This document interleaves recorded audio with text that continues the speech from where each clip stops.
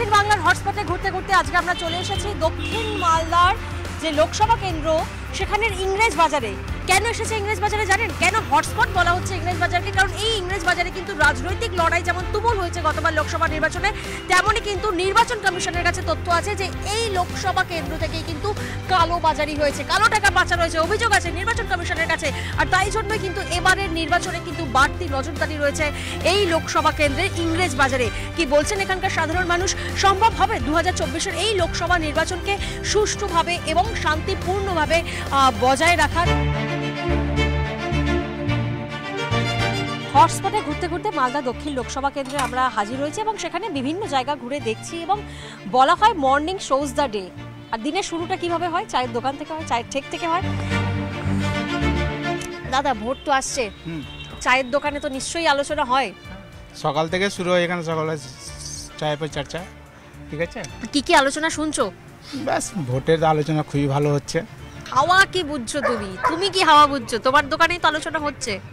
আমাদের এখানে যে বেশ আমাদের দাদা যে কিষণ দা আছে, টিএমসি এখানে রাজত্ব আছে, ভালো ভালো ভোট পাবে টিএমসি। দাদা তো বলছেন যে আলোচনা শুনে ওনার মনে হচ্ছে যে তৃণমূলের প্রার্থী চমক থাকলেও আখেরে ওনার ঝুলিতেই ভোট যাবে, এমনটা দাদার বক্তব্য। তবে পেছনে অনেকজন রয়েছেন দেখছি, ওনাদের মধ্যেও কিন্তু আলোচনা দীর্ঘক্ষণ ধরে চলছে এবং চলুন একটু ওনাদের আলোচনাতেও সামিল হই। দেখুন, মালদা আমাদের শান্তিপূর্ণ এলাকা। এখানে ভোট খুব শান্তিপূর্ণভাবে হয়, মানুষ অবাধে ভোট দেয়।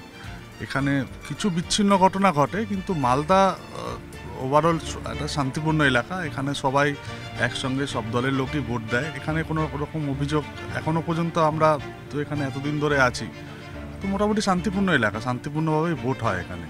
মালদা দক্ষিণ লোকসভা কেন্দ্রের হাওয়া কেমন মনে হচ্ছে? সকাল সকাল আলোচনা তো চলছে। দেখুন, এখন সবে আমাদের ক্যান্ডিডেট ডিক্লেয়ার হয়েছে সব দলেরই মোটামুটি। তো সেখানে হচ্ছে যে ভোট এখনও অনেক দেরি আছে, সিচুয়েশন চেঞ্জ হয়। তবে আমরা সাধারণ মানুষ যখন দেখি, যিনি এবার মালদা দক্ষিণে তৃণমূলের ক্যান্ডিডেট হয়েছেন, একটু অপরিচিত ছিলেন, কিন্তু এখন দেখি পরিচিতি পেয়েছে এবং সুবক্তা এবং শিক্ষিত। কারণ অনেকেই বলেন যে লোকসভায় যেতে গেলে একটা শিক্ষিত ক্যান্ডিডেট দরকার।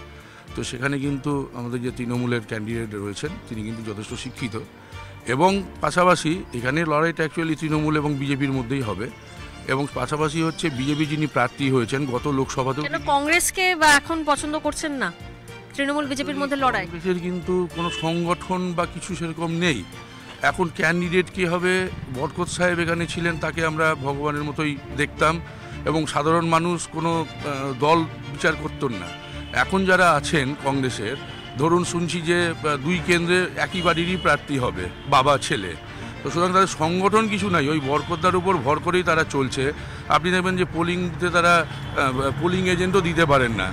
এবং পাশাপাশি যেটা আমাদের বিজেপির যে প্রার্থী হয়েছেন গত লোকসভায় মালদাতে লক্ষাধিক ভোটে, আমাদের শুধু ইংলিশ বাজার থেকে লক্ষাধিক ভোটে তিনি লিড পেয়েছিলেন, তারপর মানুষ তাকে দেখতে পায়নি। পাশাপাশি গত বিধানসভাতেও ইংলিশ বাজার থেকেও তিনি জয়লাভ করেছেন। সর্বসাকুল্যে আমরা তো সবসময় রাস্তায় ঘুরি, ওনাকে হয়তো সর্বসাকুল্যে 3 বছর হয়তো 2 দিনও দেখেছি কিনা সন্দেহ আছে। মোদির গ্যারান্টি নাকি দিদির সামাজিক প্রকল্প, কোন কোন ইস্যুতে লড়বে? কিছু মানুষকে বোকা বানিয়ে রাখা যায়, আজীবন বোকা বানিয়ে রাখা যাবে না। আর আমাদের এই সব এলাকা, আমরা এখানকার পুরাতন বাসিন্দা। এখানে এলাকার উন্নয়ন যেভাবে কিষানদা করেছে, এখানে কৃষ্ণেন্দু চৌধুরী এইসব এলাকাতে, এইসব এলাকার মানুষ সব তৃণমূলকে একচেটিয়া ভোট দেবে। লড়াইটা কি তাহলে নতুন প্রার্থী বনাম বিজেপি? দেখুন, এখানে আমরা দেখেছি বিজেপির একটা ইস্যু, সেটা হলো ধর্মীয় মেরুকরণ। এবং প্রতিবার বিজেপি এই যে নির্বাচন আসে, তাদের একটাই ধর্মীয় মেরুকরণ করে ওরা এখানে ভোট করে।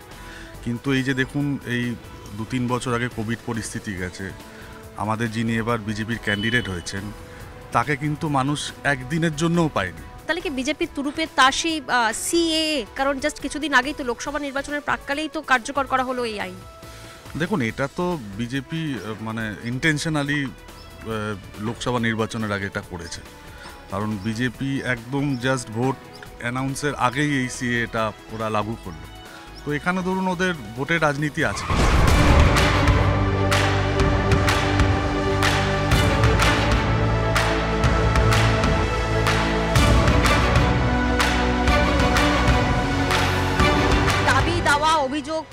বঞ্চনা সবকিছু মিলিয়ে কি বলবেন? মালদায় বঞ্চনা নিয়ে এরকম দাবি দাওয়া নিয়ে কোনো দাবি দাওয়া থাকে না মালদায় ভোটে। মালদায় গনি খান চৌধুরী পরিবারকে প্রত্যেকবার লোকসভায় ভোট দিয়ে আসে। গনি খান চৌধুরী পরিবার প্রত্যেকবার জিতে আসে। মালদা শহরে মালদার মানুষের একটা আবেগ আছে গনি খান চৌধুরী পরিবারের। আমি অন্য দল করলো লোকসভা ভোটে, বিধানসভা ভোটে অন্যরকম ভোট হয়। দক্ষিণ মালদার এবার কংগ্রেসের জিত।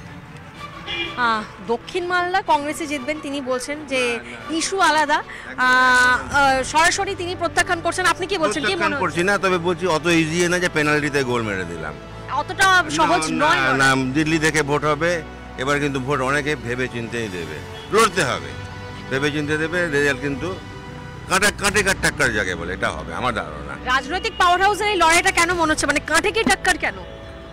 একের সেন্ট্রাল 5 বছর গ্যারেন্টি সহকারে চালাবে একটা দল নির্বিশেষে। ওখানে কিন্তু এই 10টা দল মিলে গিয়ে করবে না যে 1 বছর পরে কি 6 মাস পরে ভোট হচ্ছে। এটাও তো একটা খরচা মানুষের ঘাড়ে চাপে। মানুষ তো এটাও ভাবে যে বলিষ্ঠ সরকার আমাদের দরকার, সে যে নীতি নিয়েই আসুক। গ্যারান্টি দিচ্ছেন মোদী সরকার, অন্যদিকে দিদির সামাজিক প্রকল্প একাধিক। মালদাবাসী, মালদা দক্ষিণ লোকসভা কেন্দ্র কিভাবে নিচ্ছে বিষয়গুলো?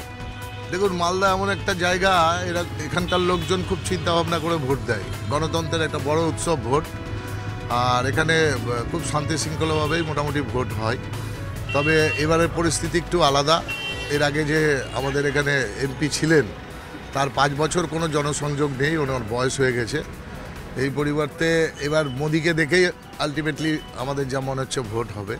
হ্যাঁ, সেন্ট্রালে যে থাকবে সে ভালো মতন কাজ করবে, রাজ্যের কাজ করবে। এই পরিস্থিতিতে এবার লড়াই খুব ভালো লড়াই। প্রার্থী চমক কি আপনার মনে হচ্ছে কোথাও না কোথাও? প্রার্থী কোনো ফ্যাক্টর যাবে না। ভোটার, নতুন ভোটার যারা আছে তারা যে ভোট যেখানে দিবে সেদিকেই বেরোবে, সে যে কোনো পার্টি হতে পারে। আঞ্চলিক ইস্যু কি কোথাও না কোথাও ভোটকে প্রভাব করবে? আঞ্চলিক ইস্যু করতে পারে, তাতে ভোটের জন্য নতুন ভোটাররাই ফ্যাক্টর এখন। নতুন ভোটাররা যে সাইডে যাবে সে সাইডটাই উইন করবে। সর্বোপরি এটাই জানতে চাইবো, যেমন কোথাও বলছেন যে ইস্যু আলাদা, ইস্যু ভিত্তিক লড়াই হচ্ছে, কাঁটে কি টক্কর হচ্ছে।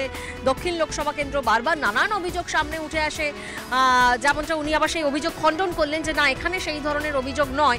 যদিও কেন্দ্রীয় সংস্থার তরফ থেকে কিন্তু ইডি, আয়কর দপ্তর কিন্তু ইতিমধ্যেই কিন্তু নজর রেখেছে সেফ করিডোর বলা হয়ে থাকে, যেখানে ইংরেজ বাজার, সুজাপুর, ফারাক্কা, মোথাবাড়ি সেফ করিডোর বলা হয়ে থাকে কালো টাকা পাচারকারীদের ক্ষেত্রে। আদতে কি তাই? অভিযোগ তো উঠে আসে। স্থানীয়রা কি বলছেন? ইংলিশ বাজার খুব সেফ। আপনি কালিয়াচক সুজাপুর বললেন মেনে নিচ্ছি, কিন্তু ইংলিশ বাজার আমরা শান্তিপূর্ণ, সবাই একসাথে, হিন্দু মুসলিম সবাই একসাথে, এখানেও রয়েছে, সবাই একসঙ্গে আমরা আড্ডা দিই, চা খাই। এখানে কোনো এসব গণ্ডগোল নেই, কোনো রাজনৈতিকও নেই, কোনো জাতপাতেরও গণ্ডগোল নেই। সকাল সকাল চায়ের চুমুক চারদিকে চলছে, ভোটের হাওয়া কিরকম? ভোটের হাওয়া এখন উঠেনি, উঠবে। কি বলছেন? হাত গুনলে তো আর কয়েকদিন বাদেই ভোট, ভোটের হাওয়া ওঠেনি? হাওয়া উঠতে দেরি হয় নাকি ইংলিশ বাজারে? না, আমরা ভোটটাকে ওইভাবে নেই না, ভোট হয়ে গেল সব শেষ। এখানে আমরা বিভিন্ন মতাদর্শ লোক বসে থাকি, 8-10টা জায়গার মতো মালদা নয়। নির্বাচন আসে, প্রত্যেকে প্রার্থীকে ভোট দেয়। ভোট নিয়ে অতটা উচ্ছ্বাস, অতটা উন্মাদনা আমাদের এখানে আসে না। কি মনে হচ্ছে, সামাজিক প্রকল্প নাকি মোদির গ্যারান্টি এগিয়ে থাকবে কোন দিক দিয়ে? আপনার কি মনে হচ্ছে? মোদির গ্যারান্টি। সামাজিক প্রকল্প অবশ্যই কার্যকরী হয় এবং প্রয়োজন আছে, এই বিষয়ে কোনো সন্দেহ নাই। কিন্তু এই ভোটটা হচ্ছে টোটাল রাষ্ট্রের সুরক্ষার বিষয়। এই বিষয়ে আমরা নরেন্দ্র মোদীকেই সাপোর্ট করব। সকাল সকাল আলোচনা চলছে, আলোচনা সরগরম। ভোট মরশুম বলে কথা, আর ভোট মরশুমে তো নানান আলোচনা সামনে উঠে আসতেই থাকে। কিন্তু খুব ইন্টারেস্টিং বিষয় যেটা লাগলো, মালদাবাসী কিন্তু আলাদা করেছেন লোকসভা নির্বাচনের ইস্যুর সঙ্গে বিধানসভা নির্বাচনের ইস্যু মিলালে চলবে না, এবং কাউন্সিলর নির্বাচনের ইস্যুও কিন্তু মেলালে চলবে না। তাই ইস্যু ভিত্তিক লড়াই, কাঁচে কি চক্কর হবে বলছেনই। তবে এবার সময়ই বলবে আখেরে কার ঝুলিতে যায় কত ভোট, এবং মালদা দক্ষিণ লোকসভা কেন্দ্র পদ্ম শিবির নাকি শাসক শিবির কার দখলে যায়, এবং নাকি কংগ্রেসের শক্ত ঘাঁটি কংগ্রেসের দখলে থাকে।